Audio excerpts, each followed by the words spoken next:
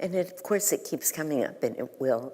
And you're absolutely right. Again, you can't suppress those things. I think acknowledging it is whatever the it is. You know, I wish I had a different partner. I wish I had a partner. I mean, whatever, and that would make me happy. You know, I was just talking with somebody who has worked very hard to get on the path and is here, but then decided that he needed to go back and get another degree at Stanford. And I knew the end of the story. You know, you don't stay, and he was very new, what happened, and go and get another degree at Stanford and think, what, I'm just gonna do this in my spare time? No, that will become your life now. And I'm thinking to myself, for God's sake, he actually believes he needed another degree. Good job, great work, loving what he's doing. But like, it would be fun and interesting too. And I thought, okay, there goes. And then he'll walk back in 10 years, 15 years, literally. And he'll say, Shanti, do you remember me? Right, we hear this. I don't know what happened. I was here, and I don't know what happened to these years. I know what happened, I'll never say that. I know exactly what happened to the years. We just, you know, we spin out here and there. So I say, do all of the things that we know, which of course you're doing. Satsang is so meaningful. Satsang, always try and spend some time. Go out of your way if you have to.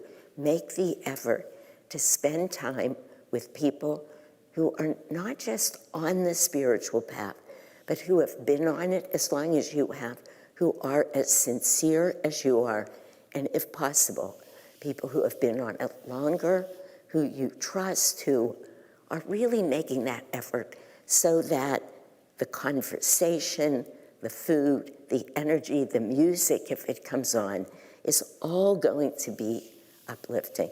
Make an effort. And you know, the ego doesn't like that. It just doesn't like it.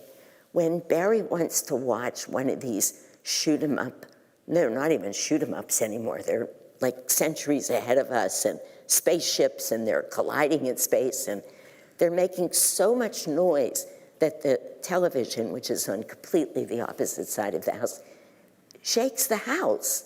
So doors are closed, so I can't hear it, but it's shaking the house. Makes me, I put my headphones on, I do whatever I can do, and put music through it when I'm working, our music. But if I tried to insist that he listen to our music, it would be just as awful for him.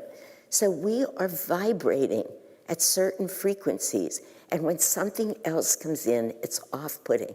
And we can do that with the ego. We can trick it, because it doesn't like Om playing in the background. It really doesn't. It doesn't like spiritually uplifting colors everywhere. It doesn't like that we stop. I have a picture of the masters, and at least 3 Ganeshas, and Lakshmi, and Shiva, little Murtis, all of this in this place where what it was built for was to hold a microwave.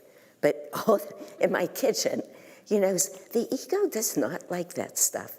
And it's really remarkable how, if we live in these, this isn't a should, but if you come into Iris, the place where I live, you will not see a picture or anything on the walls that doesn't have to do with spirituality and uplifting, except I just put up one of Nivedita's pictures, paintings, and I'm about to do a second one because I know her, I know where the inspiration comes from to paint. Otherwise, the only paintings I have are Jyotish's. It's just, you know, pictures of Swamiji and a little piece of his hair and a little piece of his robe. Why do we bid on these things at auctions when we have them? Because That's what we want to surround ourselves with. And soon, honestly soon, the ego just starts quieting because it's the wrong vibration for it. So we know what to do. And I mean, I know you know everything I'm saying, but do it. Isn't that the name of one of Swamiji's books? Something about, Do it now. It's not as easy as it sounds, is it?